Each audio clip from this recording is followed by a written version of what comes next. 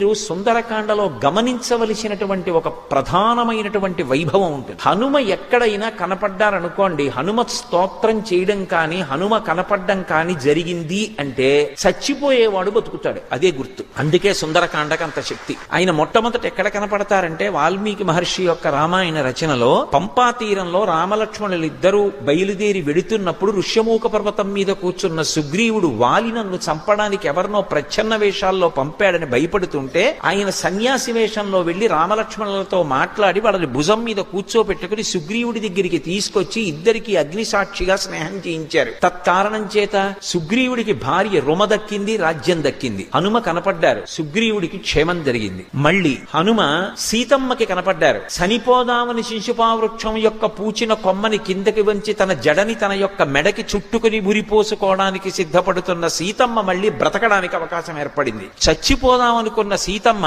హనుమద్ దర్శనంతో బ్రతికింది. మళ్ళీ ఏమైందో నెల రోజులు గడువు దాటిపోయింది. వెనక్కి వెడితే సుగ్రీవుడు చంపేస్తాడనుకున్నటువంటి వానరులు తిరిగి సీతమ్మ దర్శనం చేసి వచ్చినటువంటి హనుమ యొక్క దర్శనం చేత ఇన్ని కోట్ల మంది మళ్ళీ బతికారు. చిట్ట చివర యుద్ధకాండలో బ్రహ్మాస్త్ర ప్రభావానికి కొన్ని కోట్ల మంది వానరులు రామలక్ష్మణులు కూడా పడిపోయారు. మృత సంజీవని తీసుకొచ్చి బ్రతికించిన వారు స్వామి హనుమ. చిట్ట చివర 14 సంవత్సరాలు పూర్తయిపోయిన తర్వాత నా అన్నగారు రామచంద్రమూర్తి కనపడకపోతే నేను సరయూ నదీ ప్రవేశం చేసి శరీరం విడిచిపెడతానని ప్రతిజ్ఞ చేసినటువంటి భరతుడికి రాముడు పుష్పక విమానంలో వచ్చేస్తున్నాడు, పుష్యమీ నక్షత్రంలో దర్శనమిస్తానని చెప్పి క్షేమవార్త చెప్పి మళ్ళీ భరతుడు బ్రతకడానికి కారణమైన వారు స్వామి హనుమ.